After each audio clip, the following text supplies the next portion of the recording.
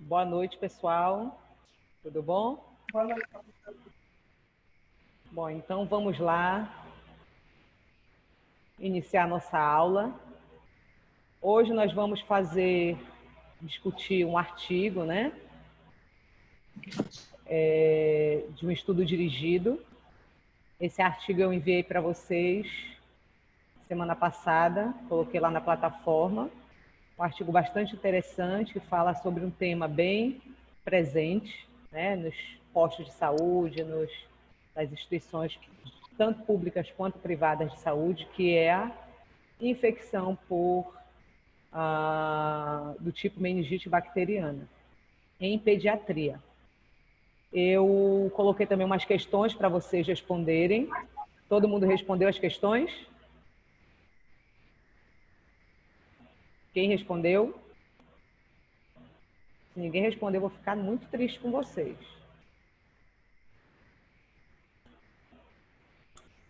Baixaram o artigo? Sim. Então, abram o artigo aí.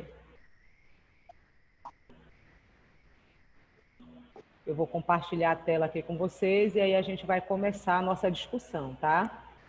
Se tiverem alguma dúvida em relação ao artigo, a gente vai tentar sanar todas as dúvidas aqui.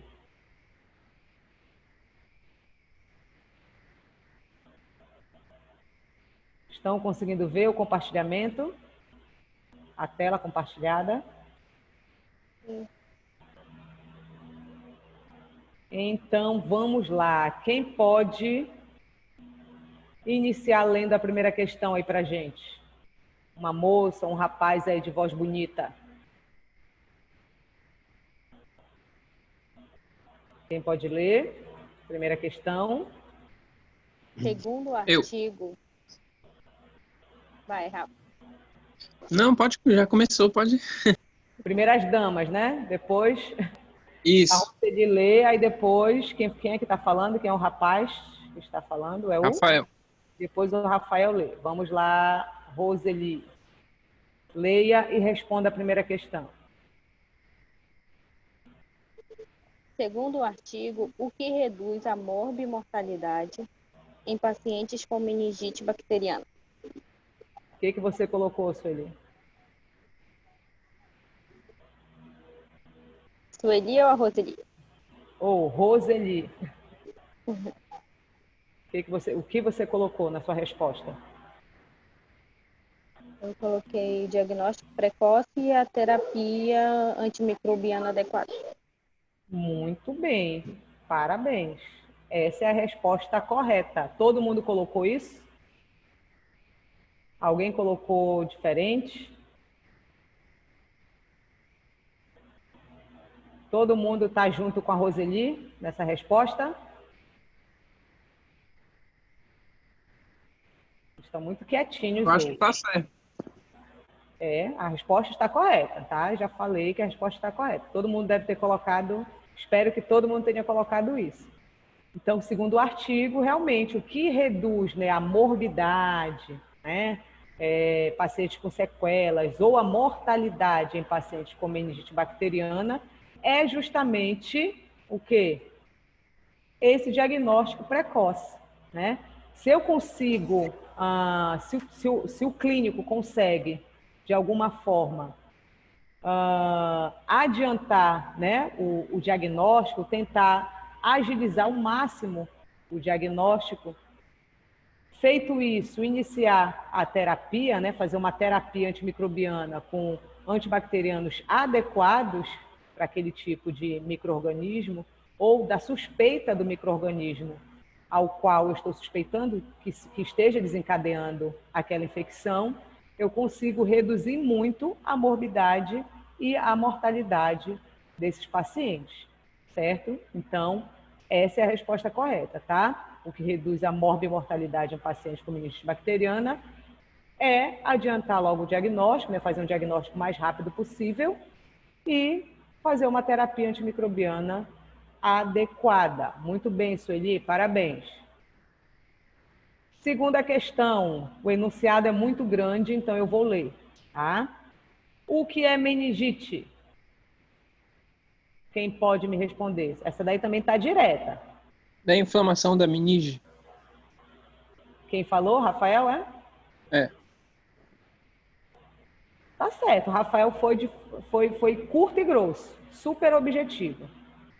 Nada mais é do que a inflamação da meninge, né? Um processo inflamatório da meninge. Mais especificamente, quais meninges? Ele fala da leptomeninge, né? E o que é a leptomeninge? O que ela engloba? Quando eu falo de leptomeninge, eu estou englobando quais meninges? A aracnoide e a pia mater.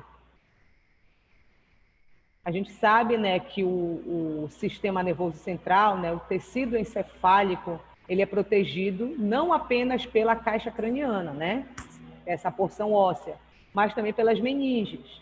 E são 3 meninges. Ainda lembram lá de... Acho que vocês viram comigo, né, em sistema nervoso central, e vocês devem ter visto também, acho que foi com a professora Sara, anatomia. Ela deve ter falado das meninges, quando ela falou da anatomia do sistema nervoso. Quais são as 3 membranas meníngeas que revestem o encéfalo, o sistema nervoso central, o encéfalo e medula espinhal? Ainda lembram? Quais são elas? Qual é a mais externa? A mais externa é a dura mater. A intermediária é a aracnoide. E a mais intimamente associada com o tecido encefálico, né, com as células, lá com toda a organização histológica do tecido encefálico, é a pia mater. Então, o autor fala, né, que a meningite é um processo inflamatório das membranas leptomeníngeas, que envolve a aracnoide e envolve a pia mater. E essas meninges que revestem o quê, Rafael? Você que respondeu? O encéfalo e a medula espinhal. Medula espinhal, tá? Não é medula óssea. A medula óssea é responsável pela produção das células sanguíneas. Em resposta a quê? Essa inflamação devido a quê? Quem está causando? No caso da meningite, algum agente ali agressor, né? Um micro-organismo, certo? Que pode ser viral ou bacteriano. Não existe meningite viral também? Esse texto é sobre meningite bacteriana, mas existe também meningite causada por vírus, infecção viral. Tá? Então, ali ele está falando, a pergunta, ela é generalista, está falando de meningite, independente que seja viral ou que seja bacteriano. Tá? Então, meningite é um processo inflamatório das meninges, das leptomeninges, em resposta, né, causada por quem? Por um agente infeccioso, um agente agressor. Deu para entender? Segunda questão, todo mundo entendeu? Sim.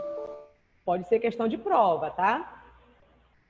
Tudo que a gente vê aqui, que a gente está vendo, pode cair na prova. Por isso que é importante que vocês leiam o artigo, que vocês respondam as questões, que vocês vão estar muito melhor preparados para a prova. Até aí, tranquilo. Vocês sentiram dificuldade na leitura desse artigo? Gostaram do artigo? Acharam grande? O Davi. Ele pode ser até um artigo que tenha, acho que umas 8, 9 páginas.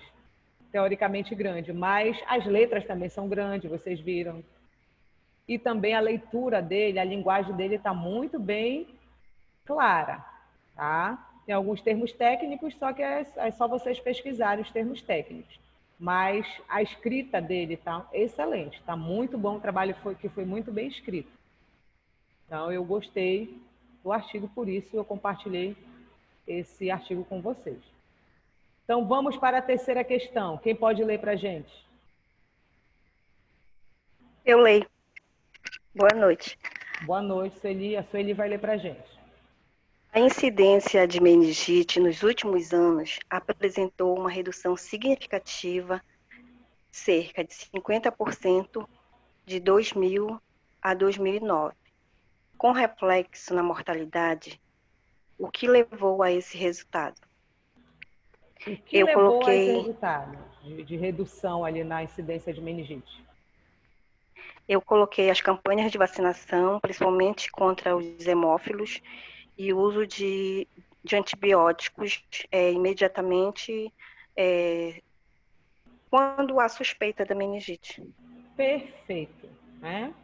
Perfeito. Resposta correta. Se valesse ponto, a Sueli levava a pontuação completa referente a essa questão. Tá? Então, o que reduziu ali de forma significativa a taxa de meningite, né, a incidência de meningite, foi justamente essa conscientização, né, principalmente a questão da vacinação, conscientizar a população para se vacinar e chegar, de fato, à vacinação, principalmente contra os hemófilos. E aí eu te pergunto, Sueli, o que são hemófilos? Você foi pesquisar o que são hemófilos? Não, os hemófilos, ele é uma bactéria, se não me engano, do tipo C, né? Isso? Não. Não. Hemófilo é só a gente olhar para o nome, olha. Hemo vem de quê?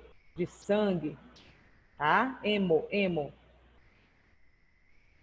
Filo vem de filia. Filia está associada ao que? Afinidade.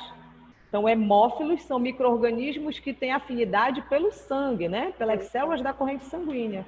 Então, essas campanhas de vacinação foram principalmente voltadas para hemófilos, que são micro-organismos que têm afinidade, que gostam de ali habitar a corrente sanguínea. Tá bom? E o que a Sueli falou também de forma bem legal é a questão do uso de antibióticos. Logo que eu tenho ali uma suspeita, eu estou suspeitando que seja meningite, o paciente está com todos os sintomas de meningite. Então, eu vou logo adequar o tratamento dele com antimicrobianos voltados para aqueles micro-organismos que são mais comuns de causar aquele tipo de infecção. Isso, inclusive, é tema de outras perguntas mais para baixo, por isso que a gente não vai comentar tanto aqui, tá? Mas a resposta são as campanhas de vacinação que levaram a essa redução e o uso de antibiótico imediatamente nos casos suspeitos de meningite. Certo? Tudo bem? Tudo tranquilo até aí? Podemos continuar? Quem aí pode ler a quarta questão para a gente?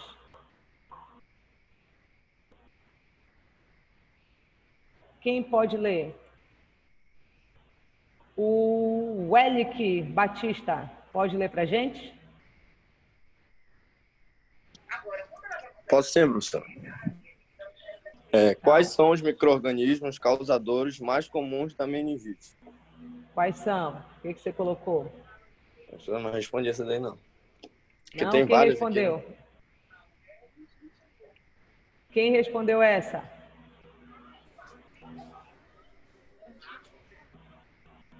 Essa é muito fácil. É só vocês não confundirem, tá? Olha a pergunta. Quais são os micro-organismos causadores mais comuns da meningite? Estou falando de meningite, não estou especificando se é viral, se é bacteriana, estou falando de meningite, no termo geral, a doença, a patologia em geral. Quais são os micro-organismos que mais causam? Eu coloquei aqui, não sei se está certo, eu coloquei o pneumococo, né? Quem está falando? A Sueli. A Sueli, tá. A Sueli colocou pneumococo e? Meningococo. Sueli, a sua resposta estaria correta, exata, se eu estivesse falando de meningite bacteriana. Tá? Esses são os causadores mais comuns de meningite bacteriana. O Davi respondeu aqui também. Não é, Davi, não é esse. São os vírus, gente. Está lá no texto. Os micro-organismos causadores mais comuns, mais causam meningite, são vírus, nem são bactérias. tá? A resposta da quarta questão são os vírus. Tudo bem? Depois, quando vocês forem ler o artigo de novo com mais calma, com uma atenção mais redobrada, vocês vão chegar nessa conclusão. Alguém falou alguma coisa?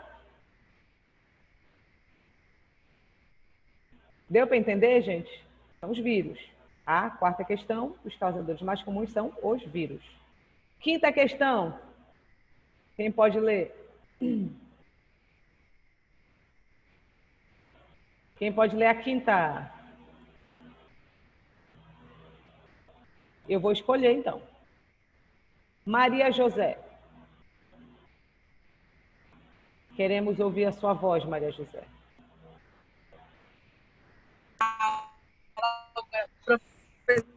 Professora, eu resolvi todos os exercícios. Resolveu todas?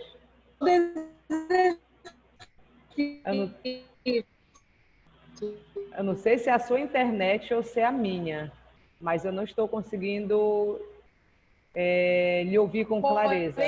Eu não estou em casa. É a da Maria que tá ruim. Maria, eu acho que é a sua. Depois você volta, Maria, depois você volta para ler.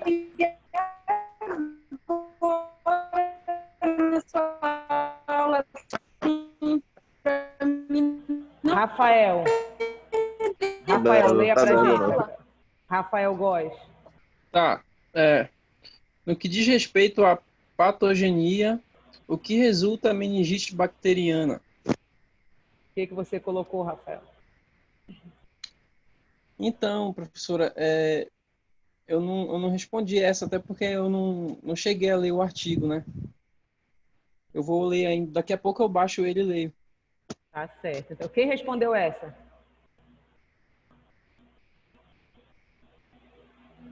Bora, Sueli, dá o teu nome.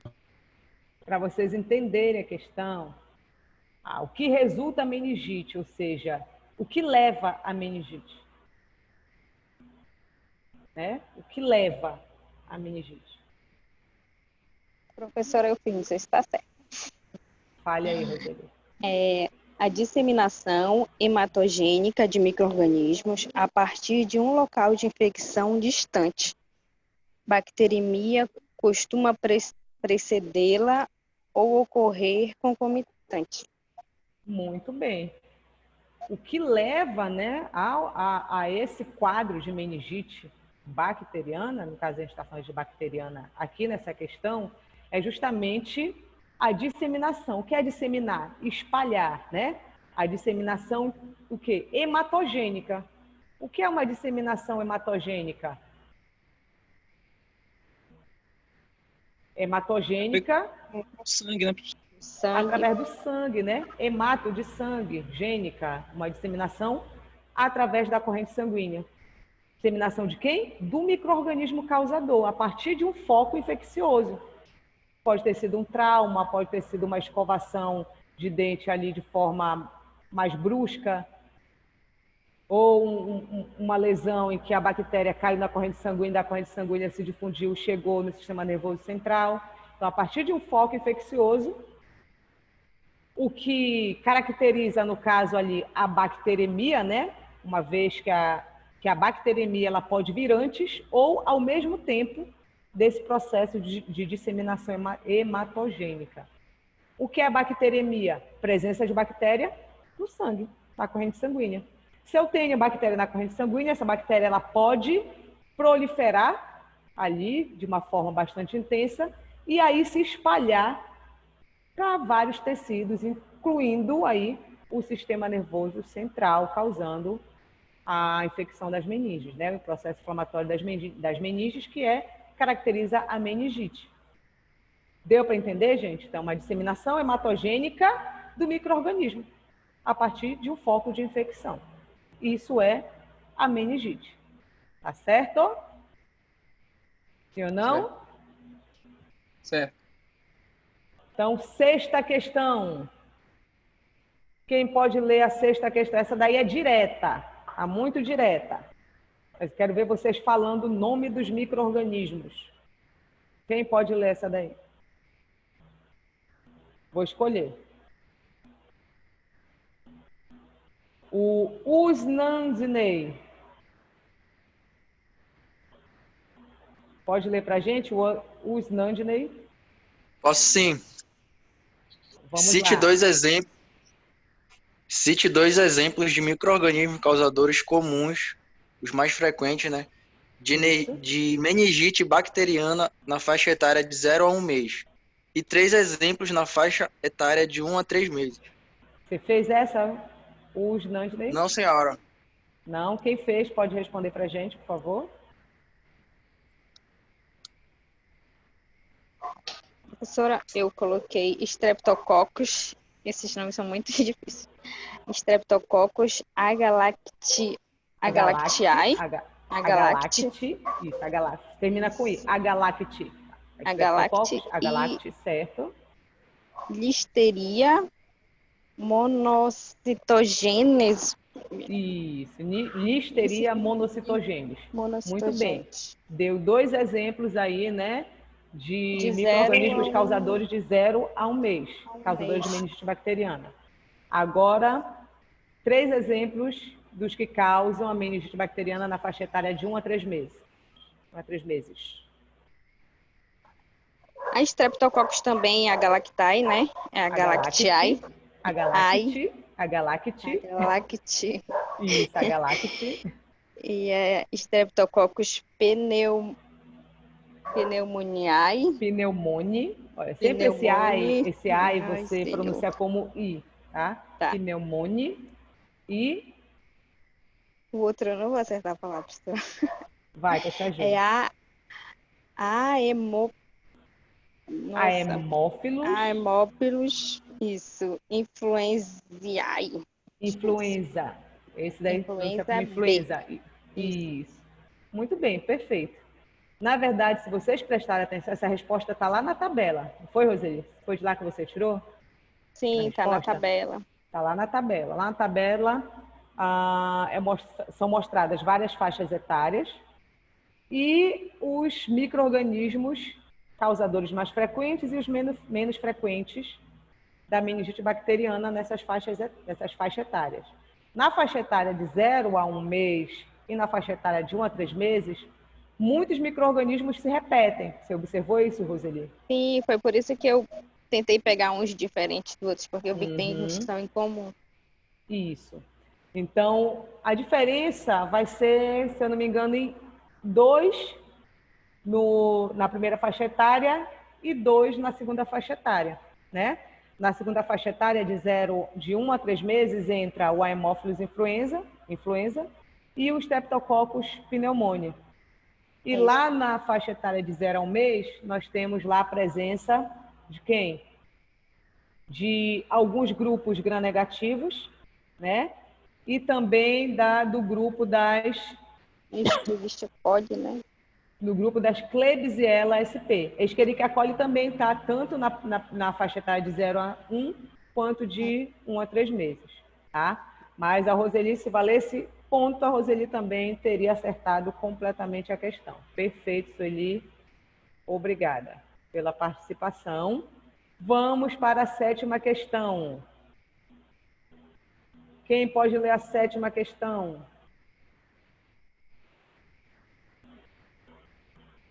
A Roseli já está com vários bônus comigo. A Roseli participa sempre. Vamos participar mais.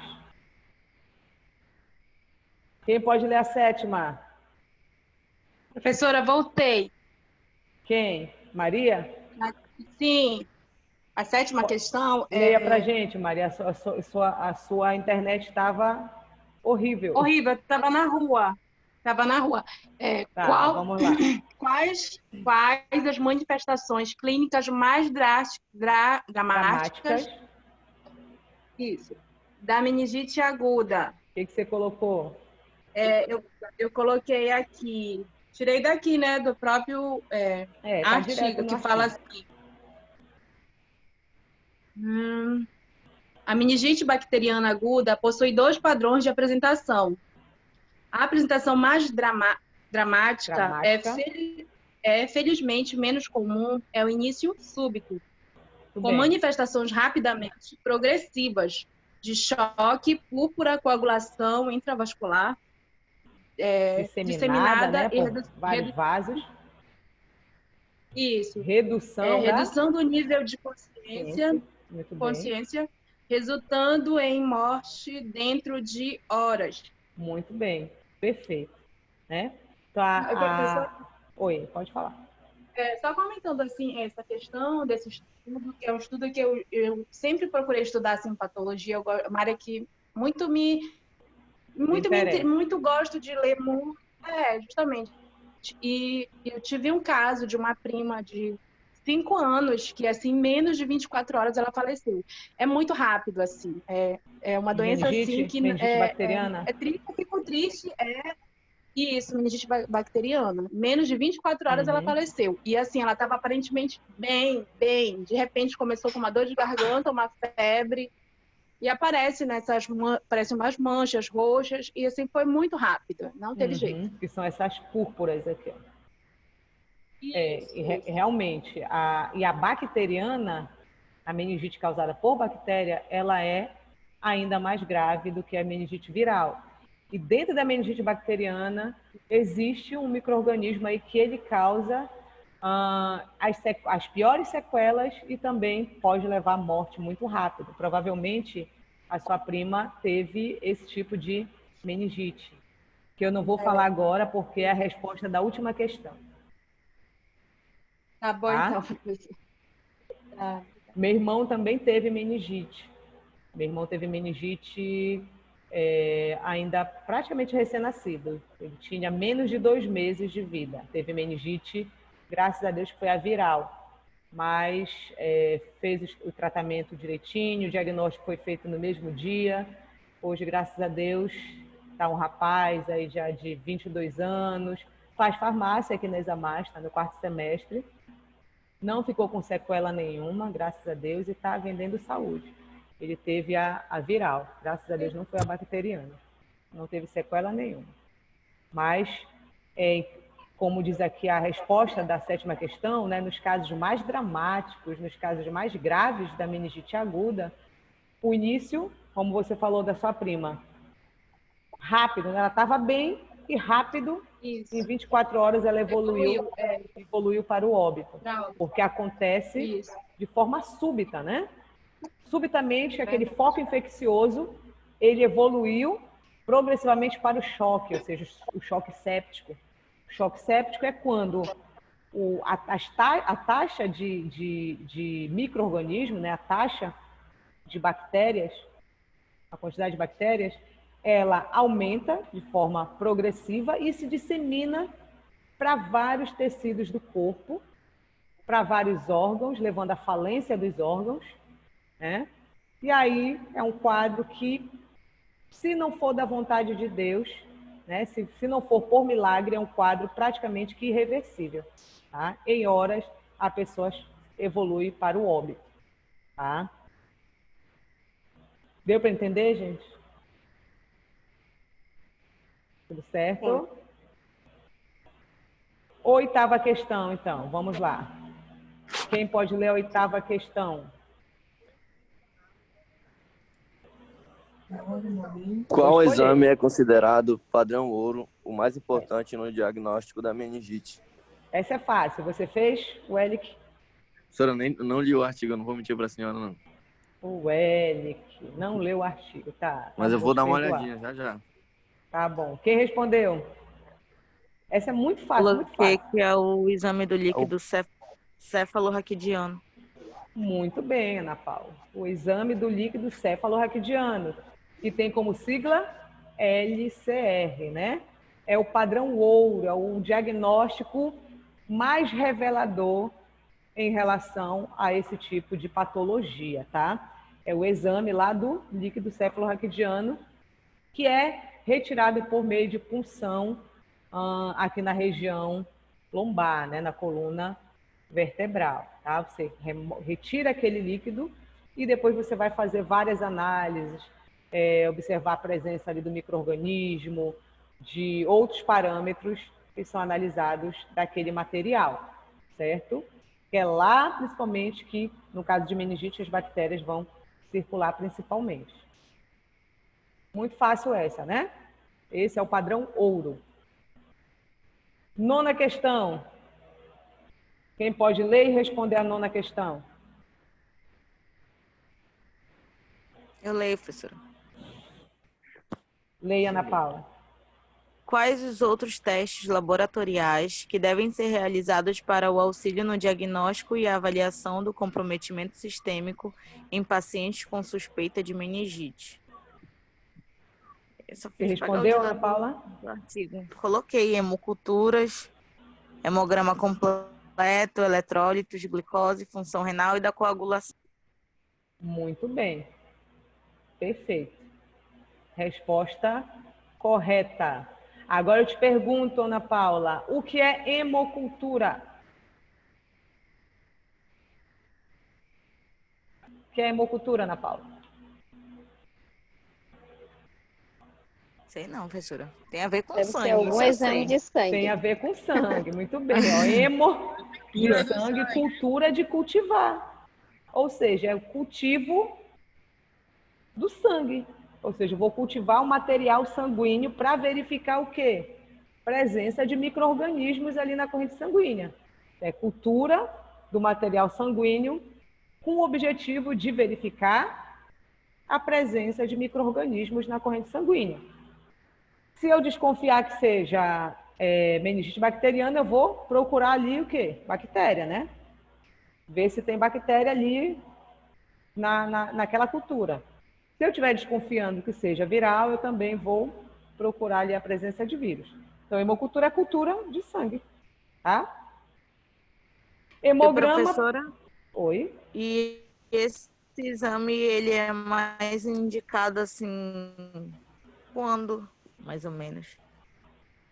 Porque eu já li, nada eu li mais são... como é? Sobre hemocultura uma vez, e que dizia que ele era mais indicado quando tinha pico de febre. Mas ele era sobre malária. Quando tinha picos de febre? Isso. Na verdade, a hemocultura, o objetivo é esse.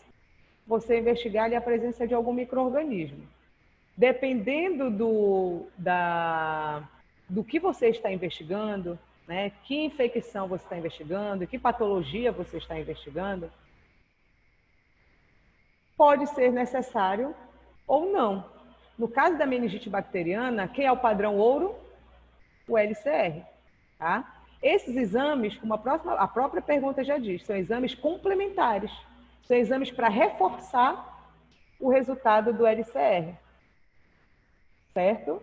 Eu tenho LCR, mas eu quero fazer outros exames complementares. Vamos ver qual é o padrão que aparece nesse exame. É compatível com o que eu encontrei no LCR? Ou então eu posso fazer esses exames e depois fazer o LCR? Na hemocultura eu vejo aqui a presença de bactérias.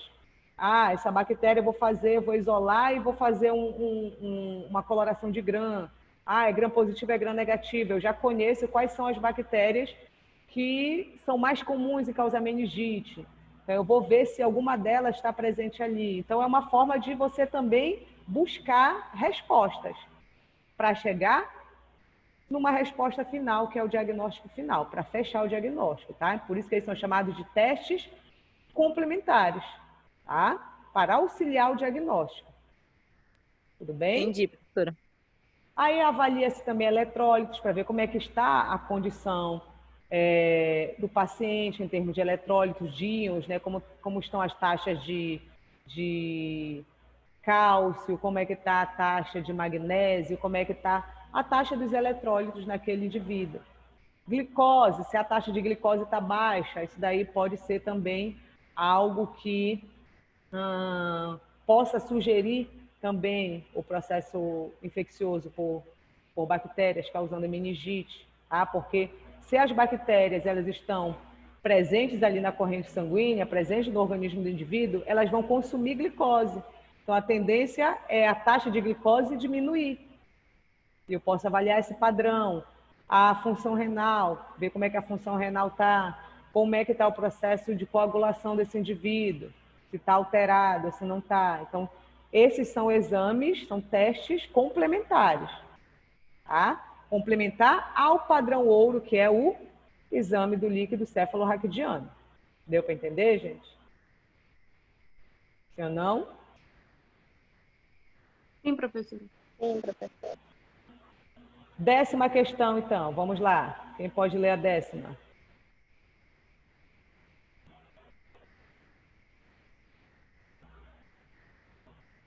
Ainda tem gente viva aí? Marta. Marta tá aí? Leia pra gente, Marta. Marta, tá me ouvindo? Marta deu uma saidinha. Vanessa. Vanessa. Vanessa também deu uma saidinha. Vanessa ativou o áudio dela. Oi, professora. Leia a 10ª questão para gente. Como raramente o micro-organismo causador da meningite bacteriana é conhecido desde o início da terapia, um plano de tratamento empírico geralmente precisa ser formulado. No que consiste esse plano? No que consiste o plano de tratamento empírico? Você respondeu essa questão? Não. Não vou Alguém mentir. respondeu? Está perdoada. Alguém respondeu? Tá, vamos tentar entender essa questão aqui. Eu respondi, professor. Quem? Maria José, eu respondi. Posso responder? Pode responder. Aqui no artigo mesmo fala, como raramente o organismo causador da meningite bacteriana é conhecido desde o início da terapia, um plano de tratamento empírico geralmente precisa ser formulado. Uma vez que o resultado das culturas estejam disponíveis, o tratamento deve ser modificado para seguir as diretrizes para patógenos específicos. Um regime empírico apropriado deve incluir a cobertura para... tem uma sigla, né? Pneumonia e meningitidis, as duas causas mais comuns de meningite bacteriana em lactantes e crianças. Devemos saber a resistência local do pneumococo, pois em alguns países a vancomicina é associada inicialmente. Professora, eu fiquei muito assim confusa nessa questão, eu não entendi muito bem. Tá, então eu vou explicar. Você, na verdade, leu várias informações, mas a resposta em si faltou, tá? Ser clara na resposta. Olha, vamos interpretar a pergunta aqui, ó. O que diz? Como raramente, né, o micro-organismo causador da meningite, ou seja, o agente etiológico da meningite bacteriana é conhecido desde o início da terapia, um plano de tratamento empírico geralmente precisa ser formulado. No que consiste esse plano? A gente sabe que logo quando o paciente chega lá no consultório do médico, não tem como o médico saber na hora qual é o diagnóstico, né? O que aquele paciente tem, qual é a patologia que aquele paciente apresenta. Porém, o médico, ele vai avaliar o quê? Todas as características clínicas da doença, os sintomas daquele paciente. E, em geral, um clínico bastante experiente, né? Principalmente se for um infectologista, que tenha anos ali de experiência, que já tenham passado vários pacientes por ali com ele, com sintomas bem parecidos, ele já vai o quê? Ter uma ideia do que seja, certo? Então, ele vai fazer o quê? Uma observação, né? Ele vai iniciar um tratamento por meio do quê? Da sua observação. Então, isso é chamado de tratamento empírico. Empírico vem de observação. Eu observo e vou tentar tirar conclusões, tá? Então, como o agente etiológico não é conhecido, ele vai fazer o quê, gente? A resposta é o quê? Uma terapia prévia, tá? do paciente com suspeita de meningite. Ele vai iniciar uma terapia, vai iniciar um tratamento com o paciente, porque ele já, com a experiência dele, ele já imagina que aquele paciente esteja com meningite. E como ele sabe que os principais causadores da meningite são quais agentes etiológicos? São duas espécies. O pneumococo, que é o Streptococcus pneumoniae, e o meningococo, que é a Neisseria meningitidis. Então, aí ele vai usar o quê? Antimicrobianos, né? Antibacterianos específicos para esses dois micro-organismos, para matar ou inibir o crescimento, para eliminar esses micro-organismos, até chegar ao resultado dos exames.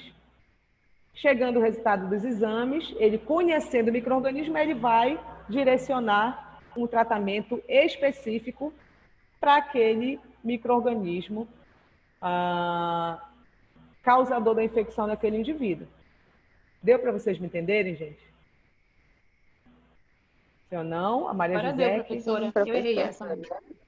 Deu, gente? Então, como eu não conheço ainda, eu não sei quem é, raramente se sabe, eu vou iniciar uma terapia prévia para aquele paciente suspeito, com antimicrobianos que tenham efetividade nos dois principais micro-organismos causadores da infecção, que são o Streptococcus pneumoniae e a Neisseria meningitidis. Certo? Ficou mais claro agora? Sim ou não? Sim, professora. Sim. Ótimo. Então, vamos para a 11ª questão. Quem pode ler a 11ª questão?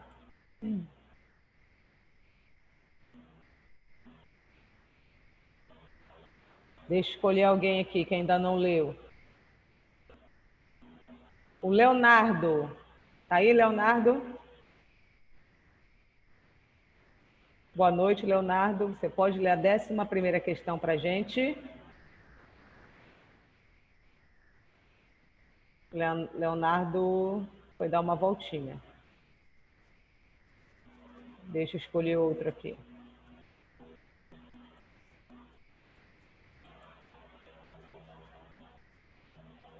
A Ana Paula, de novo. Vai, Ana Paula. A chefe de turma. Ana Paula. Ih, todo mundo saiu? Roseli. Em que momento a terapia antimicrobiana específica é recomendada, resultando em alterações na terapia empírica? Em que momento, Roseli? Essa daí tá fácil. A partir do momento que é recomendada, uma vez que o agente causal é reconhecido, como a senhora explicou anteriormente. Muito bem. Antes, a questão lá em cima diz que o agente etiológico ainda não era conhecido, né? Então, aí, a terapia empírica, baseada na observação, né, no conhecimento, na experiência do clínico, direciona para um tratamento prévio, né?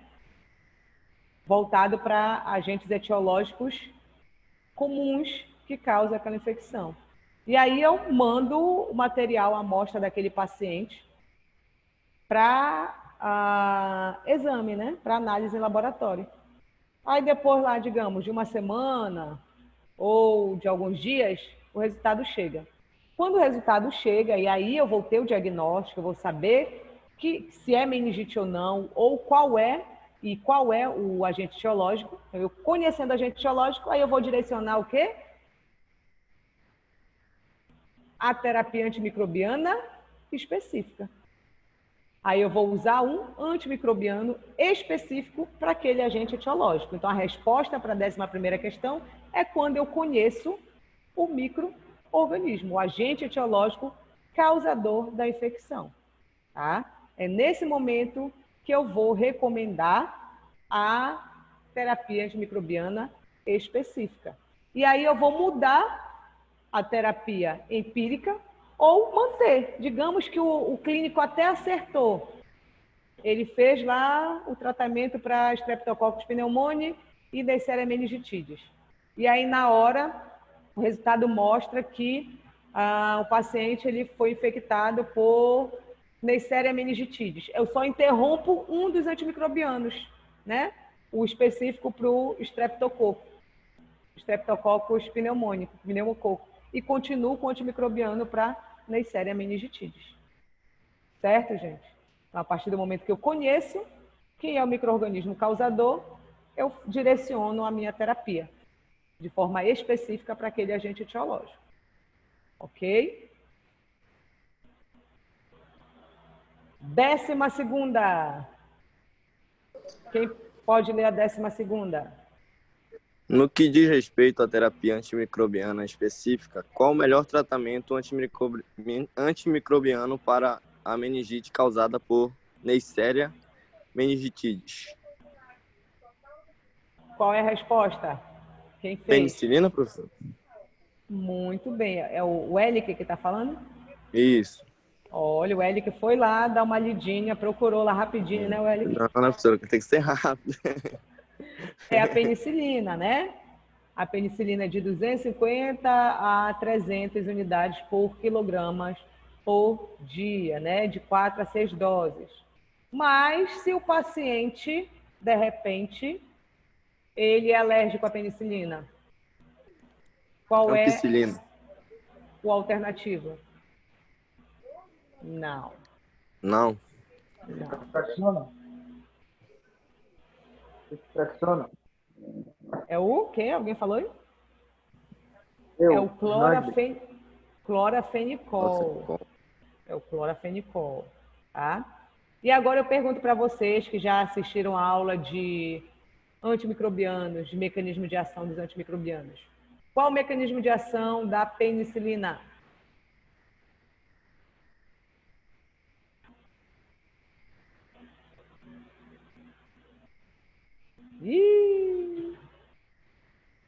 Ela inibe a síntese da parede celular bacteriana, né? Inibe a síntese da parede celular. De que forma? Inibindo a enzima transpeptidase, que é aquela enzima que realiza a ligação peptídica das cadeias laterais de tetrapeptídeo dos peptidoglicanos. Esse é o mecanismo de ação da penicilina. E do clorafenicol, qual é? Meio ponto para quem acertar. Acabou o tempo. Demoraram muito. Qual é o mecanismo de ação do clorafenicol? Ele inibe a síntese de proteínas, gente. Quem é o responsável pela síntese de proteína? O ribossomo. O ribossomo tem quantas subunidades? 2. 30 e 50S. Clorafenicol, ele se liga à subunidade 50S. Quando ele se liga à subunidade 50S, ele bloqueia a ligação peptídica dos aminoácidos da cadeia de polipeptídeos que está se formando ali naquele sítio de síntese. Tá? Então, ele inibe a síntese de proteínas. Olha, a prova já está aí. Semana que vem a gente já vai fazer revisão. E na outra semana já começam as provas de vocês. Então, bora se sacudir aí e estudar. Ah, isso daí era para vocês já conseguirem responder tranquilamente.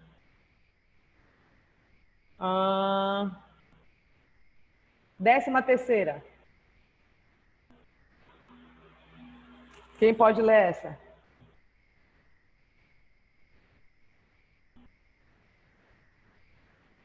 Qual tipo de meningite evolui mais rapidamente para a cura? Qual? Qual, Vanessa?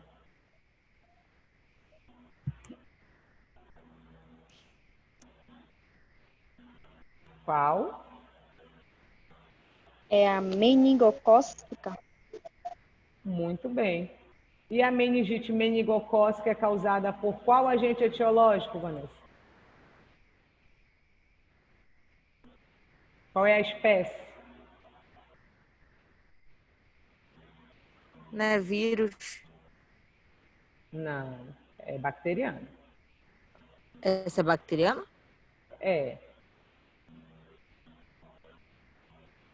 A meningite meningocócica é bacteriana. Qual é o agente etiológico? Qual é a espécie? Seria o Quem sabe? Streptococcus. Roseli sabe? Quem? Como é? Neisseria meningitide, gente. Esse Não, Neisseria meningitidis. Neisseria meningitidis. Essa espécie que causa a meningite meningocócica, que é uma meningite bacteriana causada por esse micro-organismo aí, por essa bactéria, essa espécie bacteriana.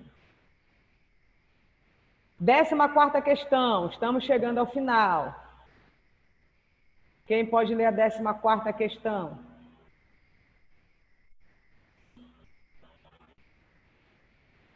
Quem ainda está por aí? Sueli, você ainda está por aí, Sueli Monteiro? Sim. Leia para a gente, Sueli, essa 14ª. Qual a taxa geral de meningite bacteriana em crianças de países desenvolvidos e de países em desenvolvimento? Eu coloquei 4,8 nos países desenvolvidos e 8,1 nos países em desenvolvimento. Segundo o artigo, bem. né? Essa é a resposta. Por que a taxa de meningite em países desenvolvidos é menor do que em países em desenvolvimento? O que vocês acham? Por que a taxa de meningite em países desenvolvidos é menor? Eu acho que é por causa das vacinas. Da o quê? As vacinas? Mas não tem vacina também em países em desenvolvimento? Tem, mas Tem, só né? que... Sim, mas como é que se diz? A população tem menos acesso. Aí já muda a situação. Nos países desenvolvidos, né, as pessoas têm um poder aquisitivo também maior, elas podem se cuidar melhor, elas têm uma condição sanitária melhor, elas vivem melhor, tá? O governo proporciona uma condição, né, uma saúde melhor para as pessoas, para essa população, do que nos países em desenvolvimento, né, em que as condições são mais precárias. Então, os países desenvolvidos, eles têm uma condição econômica e isso reflete, uma condição econômica melhor, isso reflete também na saúde da população. Certo, gente? Eles têm mais pesquisas voltadas para solucionar determinados problemas de saúde e isso faz com que a taxa, né, de vários tipos de infecção sejam menores nesses países, em detrimento dos países em desenvolvimento. Certo? 15ª, para finalizar, essa é bem fácil. Vocês lembram lá em cima que eu falei que tinha uma resposta que eu não ia falar porque era a resposta da 15ª? Vamos ver quem lembra. Alguém pode ler aí para a gente? Qual o tipo de meningite bacteriana que mais representa risco de mortalidade e sequelas neurológicas para o paciente? O que você colocou? Professora, não respondi essa, professora. Não conseguiu chegar nessa, Welic. Quem respondeu essa? Não deu tempo, professor. Qual é o tipo de meningite que representa mais risco de mortalidade e de sequelas neurológicas para o paciente? Professora, eu coloquei meningite pneumocócica. Muito bem, Roseli. Parabéns. Meningite pneumocócica. Outra pergunta, Sueli, para você, dentro dessa mesma pergunta. A pneumocócica é causada por qual agente etiológico? Qual espécie de bactéria? Você acha? Eu estou procurando. A chave está no pneumocócica. A chave da resposta. É a pneumonia, a pneumonia, isso? Streptococcus pneumoniae. Streptococcus pneumoniae. Pneumoniae, que é o pneumococo, né? Pneumococo é o agente etiológico causador da forma que representa mais risco para o paciente, né? Risco de morte e de sequelas neurológicas. Certo, gente? Então, a gente fica por aqui, tá? Esse foi o nosso estudo dirigido. Espero que vocês tenham conseguido entender aqui a discussão, tudo que a gente falou aqui em relação a essa infecção. E me despeço agora de vocês, tá? Uma boa noite. Semana que vem a gente tem a nossa revisão, tá bom? E na outra semana a gente tem a semana de provas. Então, estudem, revisem as nossas aulas, revisem as videoaulas, certo? Aquele exercício que a gente resolveu em uma das nossas transmissões, que vocês têm plenas condições de fazer uma excelente prova. E não faltem a nossa revisão na semana que vem, tá bom, gente? Então, boa noite e bom final de semana para vocês. Boa noite. Boa noite. Boa noite. Boa noite, professor. Boa noite. Tchau, tchau. Boa noite.